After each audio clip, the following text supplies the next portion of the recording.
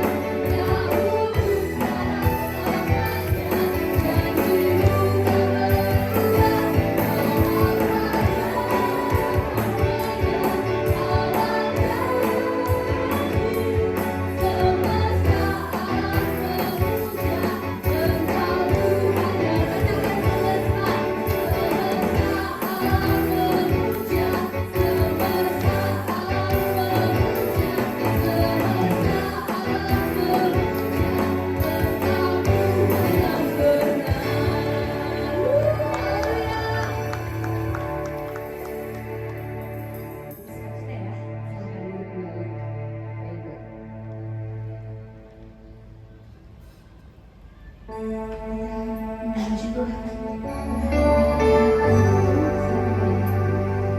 Untuk dari kami Tuhan, ada yang salah berdasarkan ketakutan, kekhawatiran dan Bapa. Di dalam Bapa kekuatan,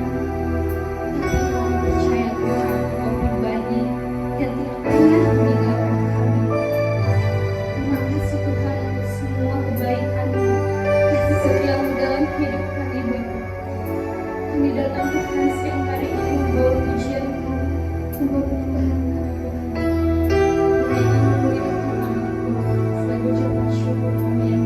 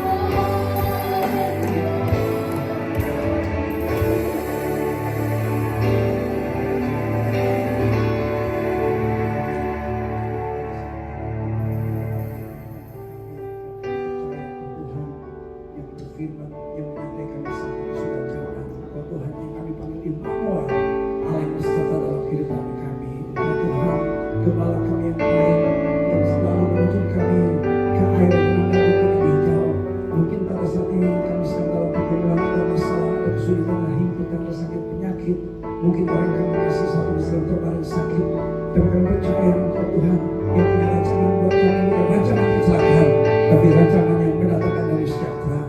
Engkau Tuhan yang turut bekerja dalam segala sesuatu untuk mendatangkan kebaikan bagi orang-orang yang masih bertuhan. Mari Bapa, Engkau berfirman pada siang hari ini, supaya kami menjadi orang-orang percaya yang hidup dalam kuasa Roh Kudus. Kami menjadi orang-orang percaya yang kuat dalam Tuhan. Walaupun ada badai tantangan kesulitan hidup, kami percaya bersama dengan Kristus kami catat menang segala perkara. Terima kasih Tuhan, kami siap diberkati oleh firman-Mu. Dalam nama Tuhan Yesus Kristus kami berdoa dan percaya. Yang percaya katakan bersama dengan saya, amin. Berikan kemuliaan buat Tuhan kita tadi. Kami mau sekalian silakan duduk, puji Tuhan. Terima kasih buat kesempatan saya boleh main di PD Immanuel ya di Swans Pride. Puji Tuhan, nama saya Amos Jose. Ini kayaknya baru pertama kali saya main di sini di Cipayar ya. Gitu. Mungkin saudara pernah lihat saya main sinetron. Itu bukan saya, saudara ya. Saya pendeta Amos Jose. Orang seringkali saudara suka tanya sama saya, Pak, kok namanya dua nabi digabung, Amos dan Hosea? Itu dua nabi dalam perjanjian lama ya, nabi kecil itu kalau dalam Alkitab. Karena saya anak pendeta, Bapak Ibu sekalian ya, kalau anak pendeta itu semua nama Alkitab di rumah gitu ya. Jadi kakak saya Yohanes, saya Amos, saya punya 3 adik laki-laki, Samuel, Yakobus, Yohanes. Jadi di rumah ada perjanjian lama dan perjanjian baru saya. Bahkan kayak punya anjing pun namanya Herodes. Karena kalau nama Alkitab nggak boleh taruh di rumah gitu ya. Orang tua saya pendeta di GBIB, ibu saya ya. Jujur saja saudara, saya anak pendeta tapi anak pendeta yang terhilang gitu ya. Saya jadi Kristen karena saya besar di daerah Petamburan, ya daerah Kang Harlan tuh dulu, aduh itu pergaulan yang buruk, merusakan kebiasaan yang baik. Jadi malam minggu tuh begadang terus. Jadi hari Minggu saya tertidur pulas. Saya ke gereja cuma napas Natal, Paskah baru ke gereja. Saya Kristen, haleluya, haleluya, hula-hula, sambar halilintar gitu ya. Tapi mama saya luar biasa. Saya ini, papa saya Chinese, ibu saya Ambon ya, Itachi Amboina. Jadi ibu saya Ambon, Fama itu. Kalau orang Ambon tuh ngomongnya tuh straight to the point. Ya, nggak pakai kiri kanan. Galak. Orang Ambon tuh galak di mana-mana. Ya, saya tahu susah karena ibu saya Ambon kan, jadi saya tahu. Tapi mama saya itu tidak pernah marahin saya Pak Heri. Tidak pernah kamu di rumah, tidak pernah. Mama saya seorang pendoa. Jadi mama saya terus berdoa. Dan apa yang terjadi tahun 84 saya mengalami hidup baru dalam Kristus. Tahun 85 saya terpanggil jadi hamba Tuhan. Waduh, pembina rohani saya yang pertama, mentor rohani saya yang pertama, bapak rohani saya yang pertama itu pendeta Arasiaan. Ada pendoa syafaat dalam komunitas lainnya Pak Ara waktu itu. Saya nggak lupa ada ibu Ruth orang Toraja datang sama saya. Pendoa syafaat itu kalau datang sama kita Pak Heri, hati-hati. Karena kalau ngomong Tuhan bicara sama saya, luar biasa. Jadi Ibu datang sama saya dan berkata, Amos, kami berdoa buat Amos. Aduh, saya pikir dalam hati ini saya bikin dosa apa lagi nih. Tapi ternyata Ibu berkata, Amos, kamu terpanggil jadi hamba Tuhan. Saya kaget susah. Saya berkata, Tuhan, ini aku, utuslah yang lain gitu ya. Karena saya anak pendeta, jadi saya tahu masalah gereja tuh. Ya, nggak kepengen jadi pendeta. Tapi Tuhan punya rancangan buat kita beda betul. Ya, kalau kita hidup dalam rancangan Tuhan, pasti berkatnya luar biasa. Amin. Siapa yang mau diberkati Tuhan, amin. Ya, jangan lari dari panggilan Tuhan. Amin. Puji Tuhan. Siang hari ini jangan lupa saudara kalau ketemu sama saya dimanapun juga tugas saya pendeta SA, so akrab. Ya, jangan ragu tugas saya ya. Apalagi kalau ketemu di restoran, jangan ragu selesaikan sampai di kasir. Itu paling besar surga. Puji Tuhan. Saya akan bicara saudara tentang Holy Spirit karena hari Minggu lalu kita bicara tentang Pentakosta. Ya, ini satu peristiwa yang sangat penting dalam cara gereja. Saya ambil kuliah S1 di Jogja, di ST Jogja. Saya punya skripsi tentang kisah para rasul. Saya kuliah di Amerika, saya ambil S2. Saya punya dosen kisah para rasul itu James Beatty, ahli perjanjian baru. Jadi saya agak sedikit ngerti dikit tentang kisah para rasul. Dan saya berani katakan saudara, gereja kisah para rasul bertumbuh karena ada yang namanya pencurahan Roh Kudus, Pentakosta. Ini topik yang sangat penting karena menurut sebuah survei di Jerman itu sekarang orang-orang yang mengaku beragama agak kecil, agak formatnya nggak dibaca ya, nggak bisa itu ya. Ternyata saudara di Jerman itu 40,7% itu mengaku orang-orang yang di sana tidak beragama. Sebuah survei diadakan tahun 2020, saudara 33,8%, 33,8 juta ya, million ya. Mereka tidak beragama lagi, itu sekitar 40,7%. Ya, padahal saudara sebelum Perang Dunia Kedua, 2/3 orang-orang di Jerman itu orang-orang Protestan dan Katolik.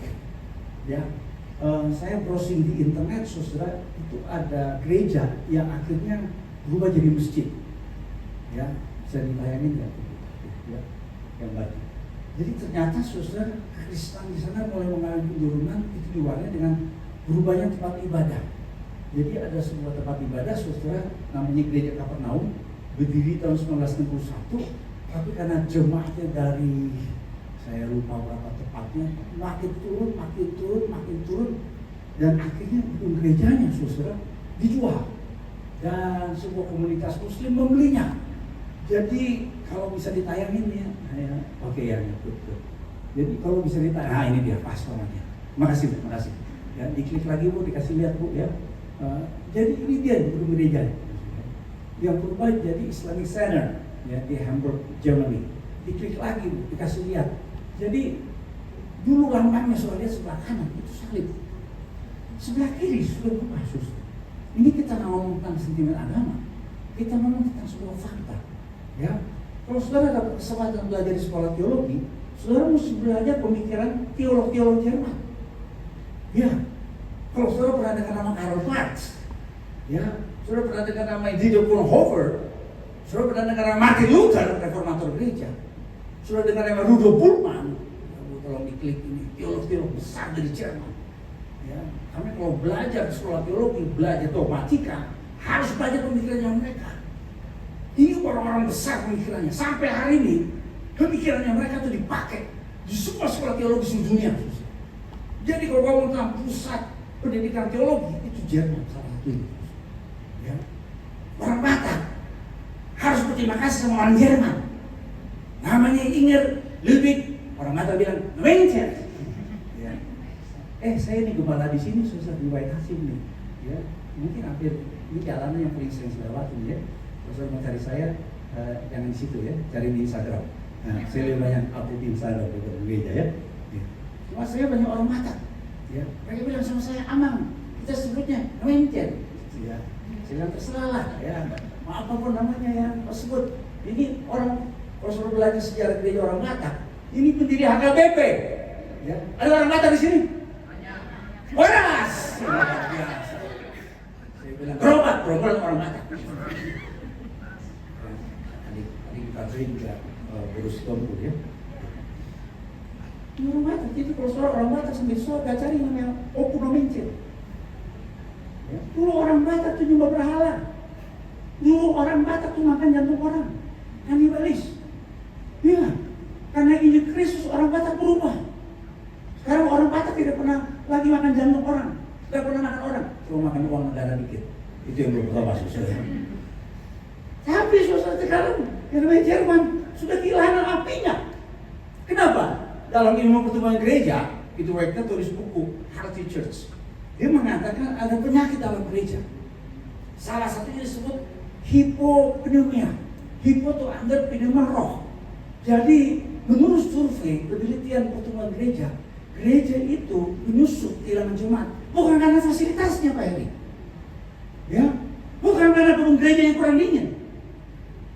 Bukan karena pendetanya nggak punya gelar STH, MA, MD, MD, PhD, PPD, Mikrot, Angkot, Pasti Mulai, MAT, LAT. Bukan.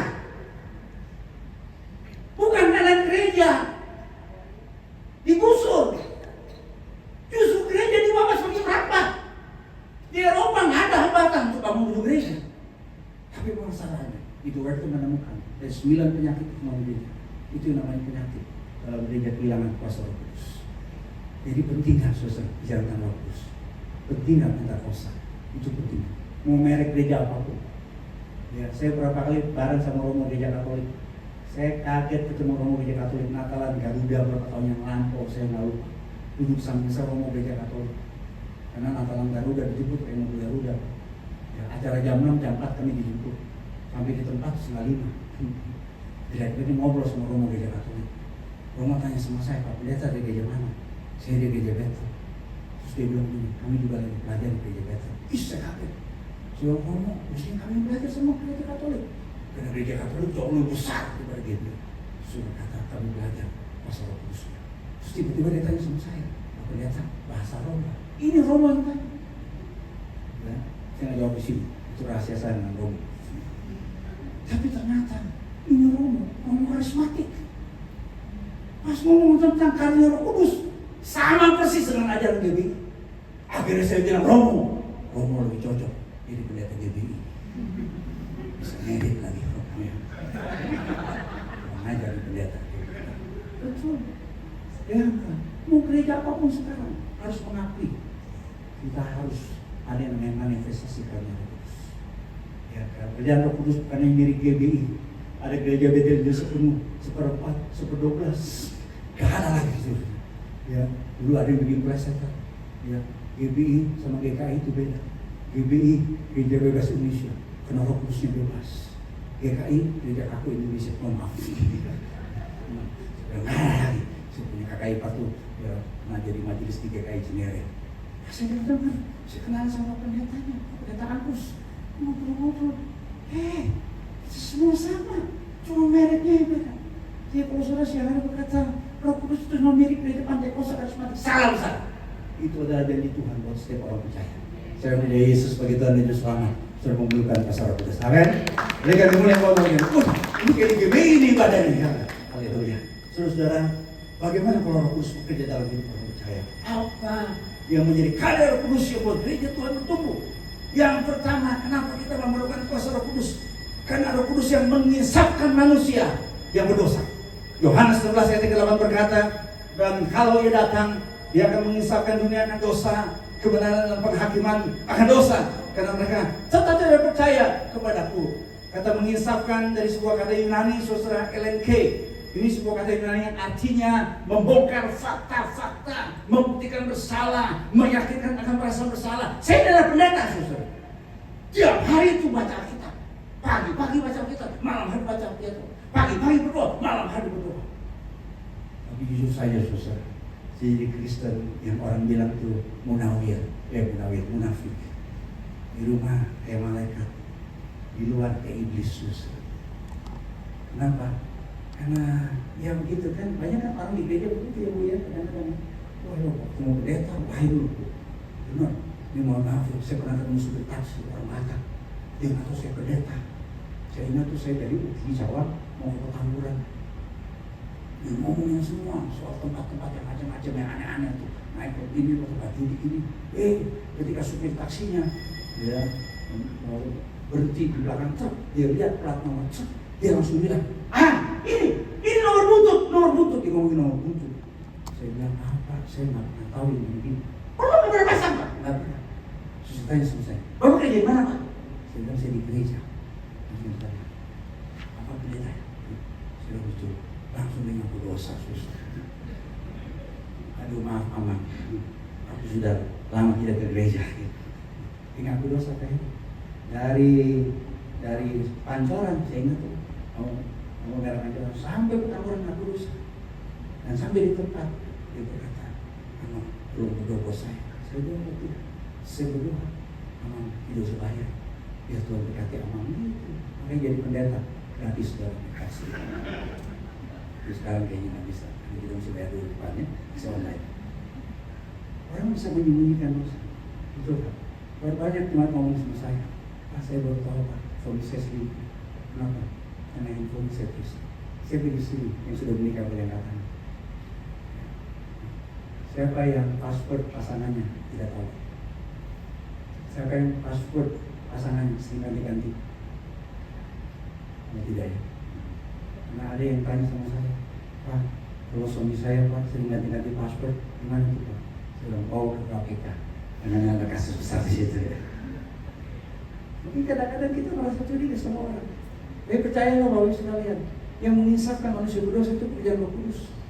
Nah, kalau saudara baca pada hari Pentakosta, saudara lihat dalam Kisah Rasul 2 ayat 37 sampai 34. Saudara-saudara, ini pada hari Pentakosta. Saudara pasti pernah baca dalam Alkitab. Orang-orang yang punya Roh Kudus mereka berkata-kata dalam bahasa yang baru. Dan orang-orang yang hadir pada hari Pentakosta, yang pada waktu itu seorang sejarawan Josephus berkata, yang hadir mungkin sekitar 180.000 orang yang hadir di Yerusalem. Mereka mengejek dan berkata mereka sedang mabuk oleh anggur manis. Ini orang-orang yang semula mengejek rasul-rasul pengikut Yesus yang diberi Roh Kudus. Tetapi Petrus berdiri sampai dengan Tuhan. Dan apa yang terjadi? Ayat 37 berkata, ketika mereka mendengar hal itu, hati mereka tersayat, mereka terharu. Itu pekerjaan Roh Kudus. Sehingga mereka bertanya pada Petrus dan rasul-rasul yang lain, apa yang harus kami buat? Petrus berkata, bertobatlah. Sudah baca dalam Kisah Para Rasul, pertobatan di Samaria, pertobatan sida-sida di Ethiopia, pertobatan Saulus, pertobatan Kornelius dan keluarganya, pertobatan kepala penjara. Itu semua karena karya Roh Kudus. Gereja bertumbuh bukan karena kekuasaan. Kaisar Konstantin tahun 313 mengeluarkan sebuah keputusan yang disebut dengan Edik Milan yang membebaskan orang Kristen beribadah. Sebelumnya orang Kristen mengalami aniaya, hambatan yang luar biasa. Tapi saudara-saudara, apa yang terjadi setelah Kaisar Konstantin membebaskan orang Kristen beribadah? Saudara, banyak orang yang belum bertobat masuk dalam gereja. Tuhan Yesus pernah menegur jemaat yang namanya jemaat Laodikia dalam Wahyu pasal 3 ayat 15-16. Tuhan Yesus berkata begini, aku tahu segala pekerjaanmu, engkau tidak dingin dan tidak panas. Alangkah baiknya jika engkau dingin atau panas. Jadi karena engkau suam-suam kuku, apa saudara? Suam-suam kuku, tidak dingin atau panas, aku memuntahkan kau dari mulutku. Banyak orang Kristen seperti begini, tidak muntah, tidak menyangka Yesus, tapi imannya suam-suam kuku. Saya tidak pernah nyangka Yesus. Saya kalau ditanya orang, agamamu apa mas? Saya selalu berkata Kristen, disuruh bertobat. Dulu sebelum saya bertobat, jangan coba-coba hina yang namanya Yesus, berantem sama saya. Tapi saya jadi orang Kristen yang gak jelas.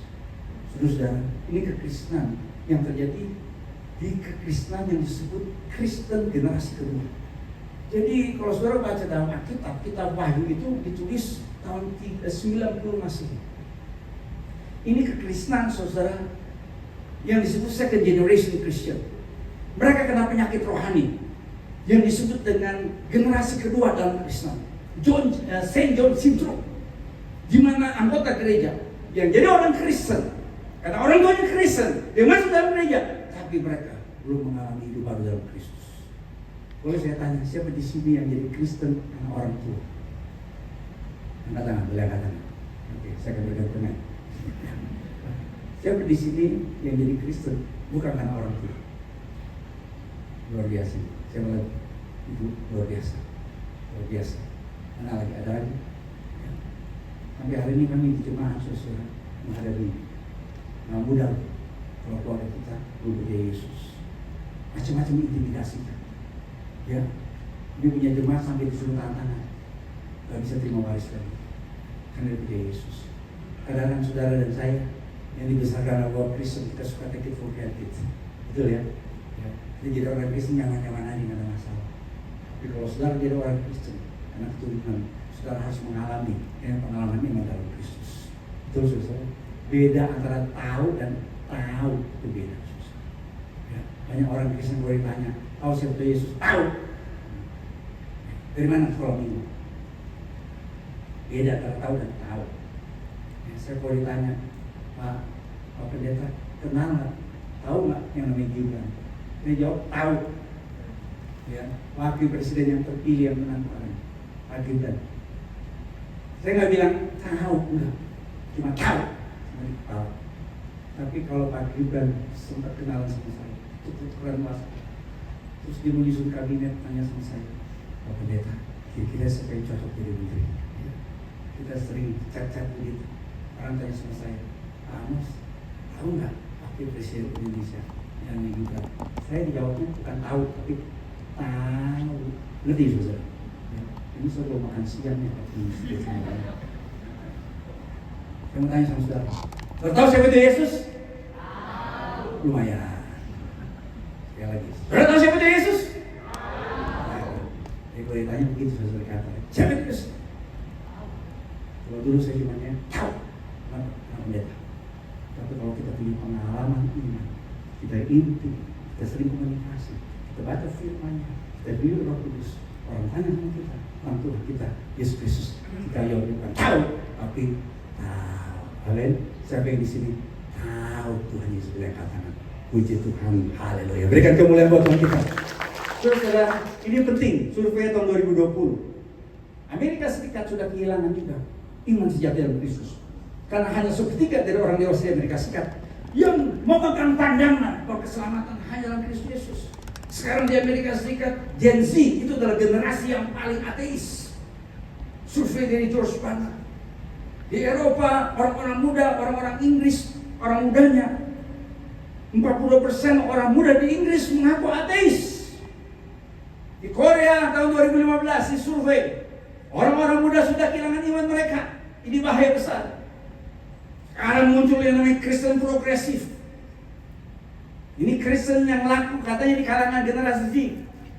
Saya punya mahasiswa di sekolah teologi. Ya, jadi saya mengajar di Seminari Bethel Petamburan. Kami di kelas malam. Kalau kelas malam itu pendeta-pendeta. Nah, salah satu staf gembala dari gereja WTC Serpong, gembalanya Pak Wilio, teman saya juga. Stafnya mahasiswa saya. Terus dia bikin survei. Dia bikin survei tentang Kristen progresif. Dan dia presentasi di kelas. Dia bilang ini sama kami semua di kelas. Pak, saya kaget. Ternyata anak-anak muda, khususnya yang Gen Z, itu menganggap Kristen progresif. Gak salah. Kalau saudara punya anak di generasi Gen Z, ajak ngomong soal begini, mereka anggap ini hal biasa. Variasi dalam kekristenan.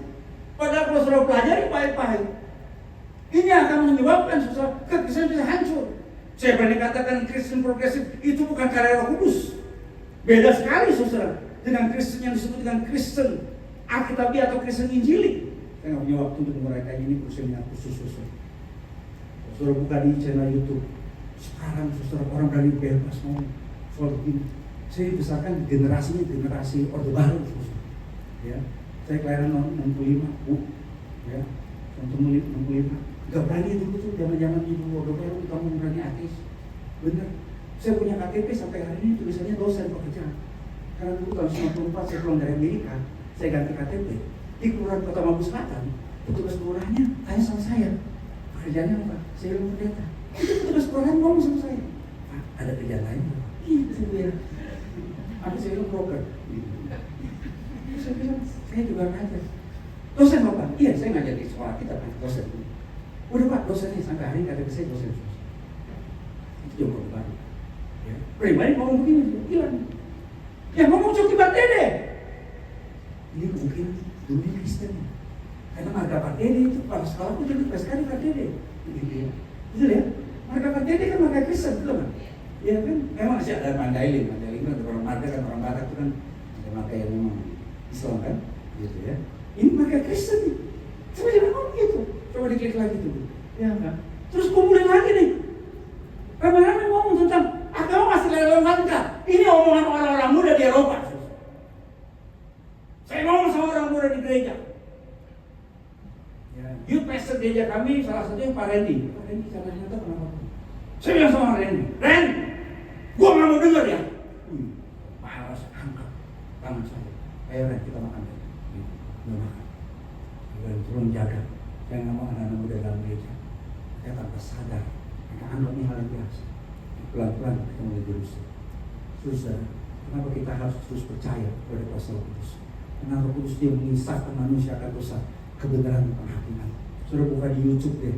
Ada orang yang namanya Tatsuya Shindo. Tatsuya Shindo ini bertobat dengan cara yang luar biasa dalam penjara. Dia bertobat karena ayat Yesaya 33 ayat 11. Dia kalau hari Jumat nggak perlu seperti saya pakai baju batik. Karena kita punya tradisi hari Jumat biasa pakai baju batik. Dia nggak perlu pakai baju batik, dia buka baju aja saudara. Orang pikir dia pakai baju batik. Gak ada penginjil saudara yang penginjilin dia karena dia bosnya pusat. Ya, dia pegang Alkitab kenapa? Karena akhirnya jadi pendeta. Dia baptis ini dia. Kalau saudara buka di YouTube, dia baptis untuk ratusan anggota Yakuza. Dia punya potongan pendeta kayak begini susah, mana ada pendeta kayak begini. Kok bisa ada orang seperti Tatsuya Shindo eksklusi Yakuza bisa bertobat dan melayani? Saya mau berkata, karya Roh Kudus yang sangat penting dalam hidup orang percaya adalah supaya kita bertobat dari dosa dan menerima keselamatan dalam Kristus Yesus. Saudara sekalian, sekali lagi yang telah menerima Yesus sebagai Tuhan dan Juru Selamat dan saudara, boleh angkat tangan saudara. Itu karena karya Roh Kudus yang telah bekerja dalam hidup kita. Yang setuju katakan amin. Berikan kemuliaan buat Tuhan kita, puji Tuhan. Yang kedua, Roh Kudus mendiami orang percaya. Yang pertama, Roh Kudus mengisahkan manusia berdosa.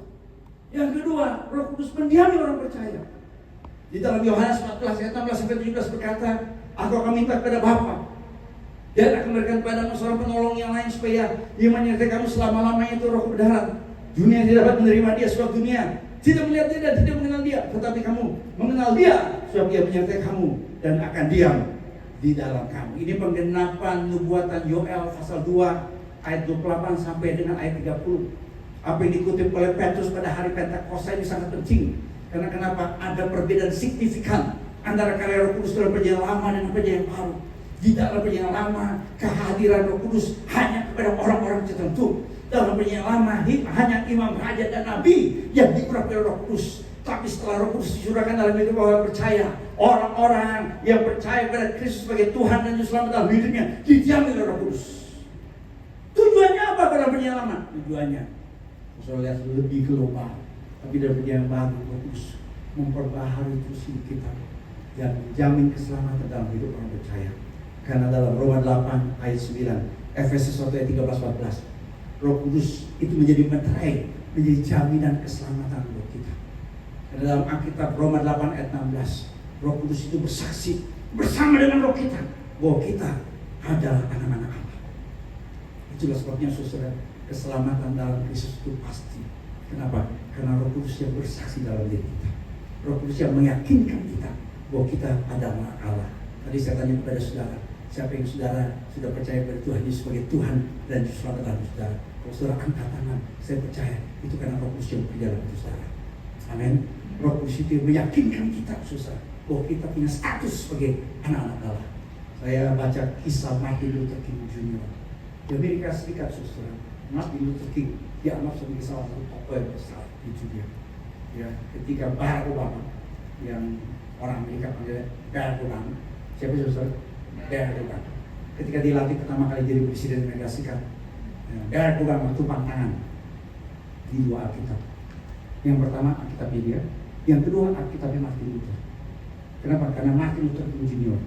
ini adalah orang yang menerobos masalah yang disebut dengan perbedaan hak asasi antara orang kulit putih dengan orang kulit hitam di Amerika Serikat. Tetapi banyak orang tidak tahu dia pendeta. Ada kesaksian yang luar biasa. Jadi menjelang kematian yang ditangkap di Memphis, Tennessee, saudara, malamnya dia berkata untuk orang-orang sini, saya begitu bahagia malam ini. Mataku telah melihat kemuliaan yang datang dari Tuhan. Saya sebagai seorang hamba Tuhan melayani berkali-kali orang yang diambang kematian. Ya, itu yang paling berat buat kami semua. Jujur saja saudara, kalau kami melayani orang yang sudah nafas tinggal 1-2, wah itu luar biasa. Tetapi saya bersyukur saudara, saya selalu menemukan ada banyak anak Tuhan yang kami doakan penyerahan, doa penyerahan ya, itu mereka bisa dengan tenang. Ya, ada yang cuma kami bisiki, saya selalu bacain Mazmur 23. Ya, makanya hati-hati kalau saudara baca Mazmur 23, itu tanda-tandanya apa saudara? Ya.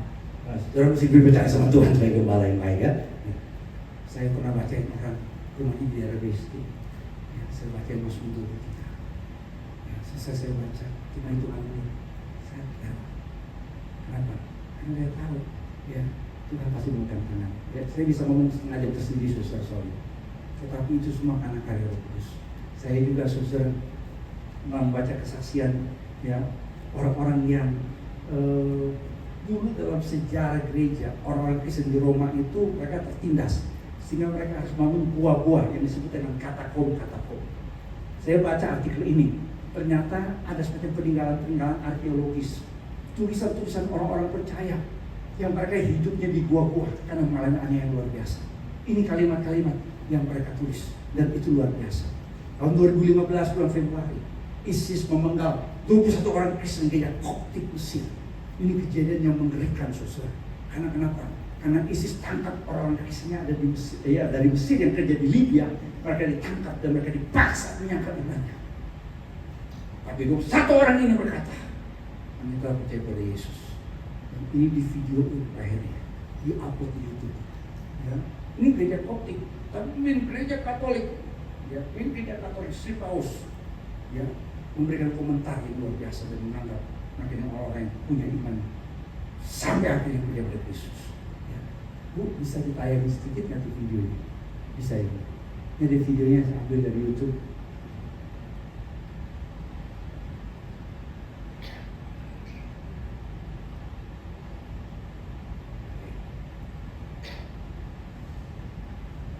husband, brother, or father brutally killed by religious fanatics. That's what happened to many families when ISIS executed 21 Egyptian Christians in February. While the horrible video led to worldwide outrage, some families are happy that the martyrs kept their faith. And as Gary Lane found out, they're ready to forgive.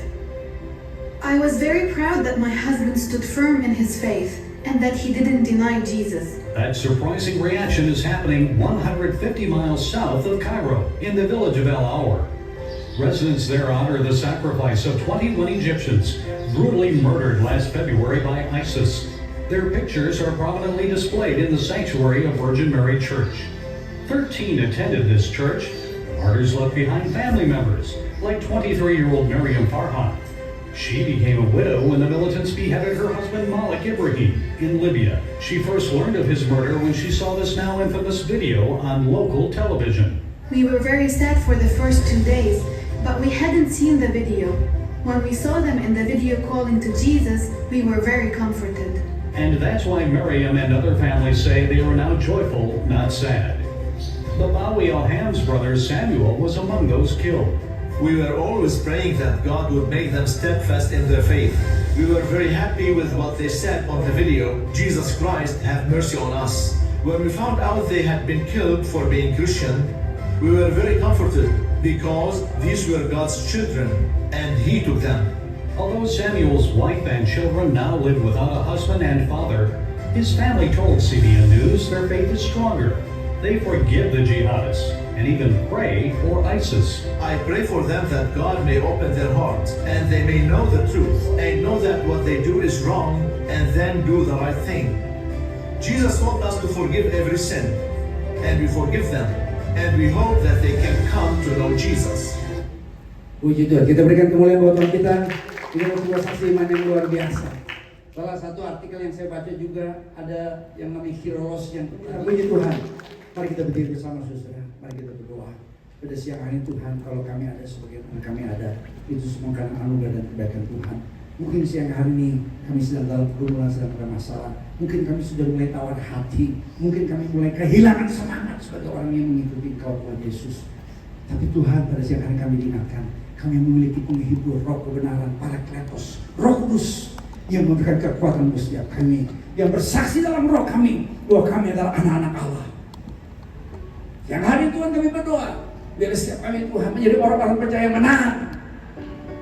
Karena di mana ada roh Allah, di situ ada kemerdekaan. Dan roh yang ada dalam diri kami lebih besar daripada roh yang ada dalam dunia ini. Terus jadikan kami Tuhan orang-orang yang dipimpin oleh Roh Kudus, roh kebenaran yang memimpin kami ke dalam seluruh kebenaran. Hamba berdoa Tuhan, dalam pekerjaan kami, dalam keluarga kami, dalam masa depan hidup kami, Roh Kudus yang pimpin kami.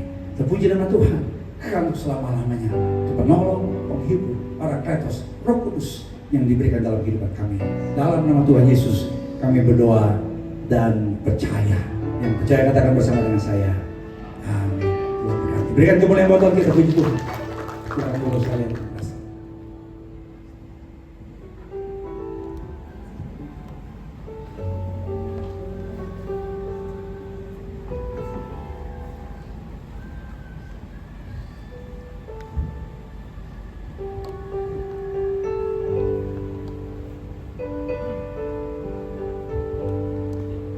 Tuhan, terima kasih untuk Pak Pendeta Amos ya untuk laporan firman Tuhan, mengingatkan kita sebagai seorang Kristen perlunya adanya Roh Kudus bagi setiap kita.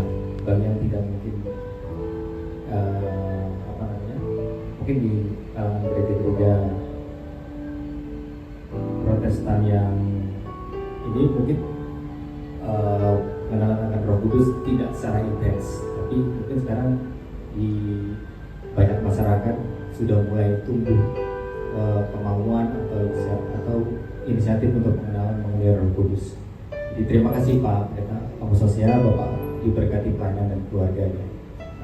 Sebelum kita akhiri ibadah kita siang hari ini, kita akan berdoa syafaat. Nanti akan diakhiri doa berkat dari Pak Pendeta. Saya undang yang bertugas, Friska, silakan untuk berdoa syafaat.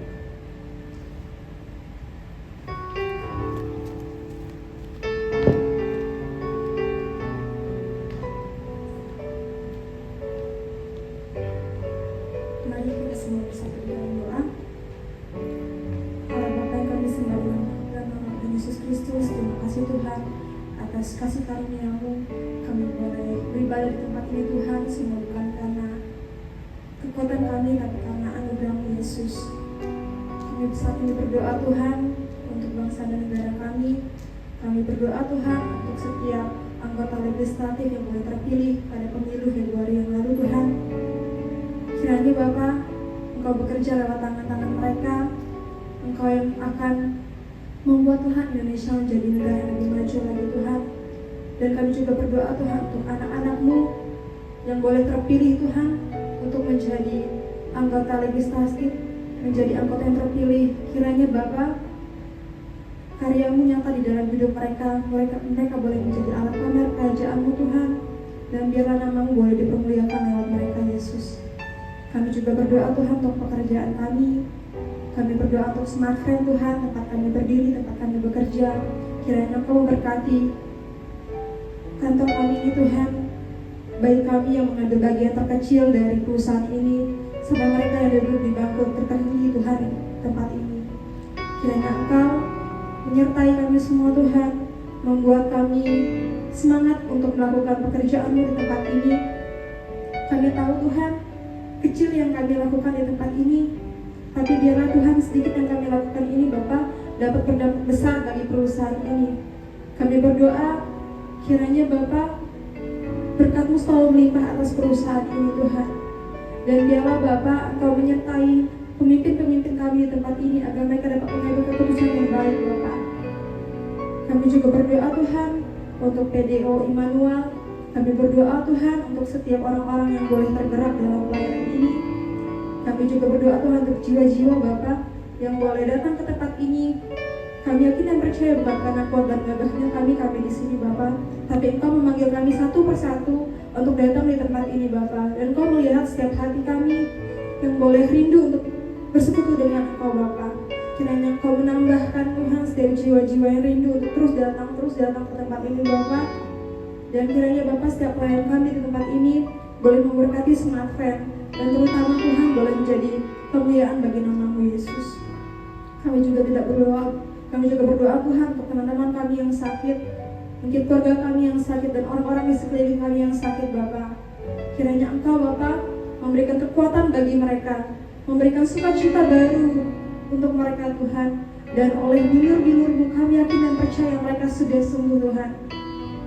Kami juga berdoa Tuhan untuk hamba-Mu yang telah menyampaikan firman Tuhan, Bapak Amos, kiranya Engkau menyertai setiap pelayanannya Tuhan di tempat ini maupun dimanapun dia berada Tuhan. Kami tahu pekerjaannya belum selesai Tuhan, dan kami tahu Bapak banyak hal besar yang mau Engkau kerjakan di dalam hidupnya. Engkau mau Tuhan hamba-Mu ini menjadi alat pamer kerajaan-Mu, menyampaikan berita-berita, dan biarlah Tuhan lewat hamba-Mu ini semakin banyak jemaat yang boleh dimuridkan, semakin banyak lagi pengabar-pengabar Injil yang boleh terjun Tuhan ke lapangan-lapangan, bahkan ke seluruh sudut-sudut Indonesia Tuhan. Biarlah lewat beliau Indonesia boleh memuliakan nama Engkau Tuhan. Engkau berkati setiap pelayanannya, keluarganya Bapa, dan kiranya Tuhan setiap apa yang dilakukan tidak sia-sia. Bapak, kami juga berdoa Tuhan untuk seluruh kami di tempat ini, kiranya kuasa Roh Kudus-Mu Tuhan, setiap firman yang Tuhan yang telah tertabur bagi kami semua tidak sia-sia. Kami yakin dan percaya Roh Kudus-Mu Tuhan menuntun kami, Roh Kudus-Mu Tuhan menyertai kami, dan Roh Kudus-Mu senantiasa memberkati kami. Terima kasih Yesus. Inilah doa kami Tuhan, doa yang tidak sempurna ini, kiranya Engkau yang menyempurnakannya, dan kiranya doa ini Tuhan menjadi duka yang berbau hari di hadapan Engkau. Terima kasih Yesus, kami alaskan doa ini hanya di dalam nama Tuhan Yesus Kristus. Haleluya. Amin.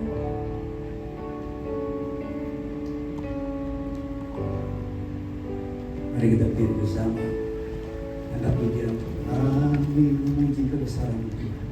Amin.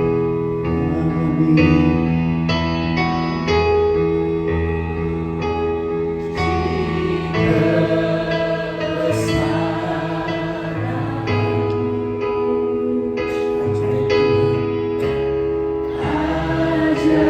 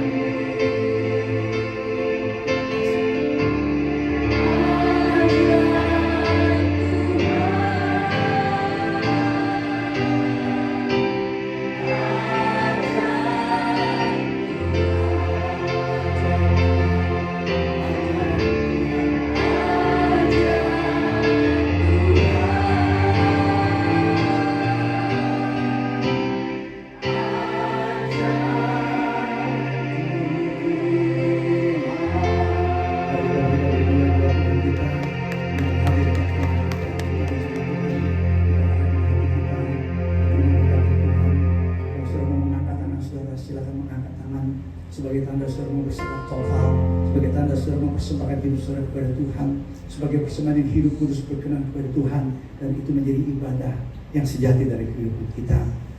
Mari kita aminkan kalimat-kalimat berkat ini supaya digenapi dalam kehidupan saudara. Diberkatilah keluarga saudara, diberkatilah usaha pekerjaan dan karir saudara, diberkatilah pertumbuhan iman saudara, diberkatilah kesehatan saudara, dan diberkatilah masa depan hidup saudara. Sudah kasih dalam Tuhan, kembalilah dalam tugas saudara masing-masing. Terimalah berkat Tuhan, kasih karunia dari Tuhan Yesus Kristus, kasih Allah Bapa, persekutuan pimpinan penyertaan Allah Roh Kudus menyertai saudara-saudara sekalian dari sekarang sampai selama-lamanya. Yang percaya katakan bersama dengan saya. Amin. Kita berikan dukungan buat kita.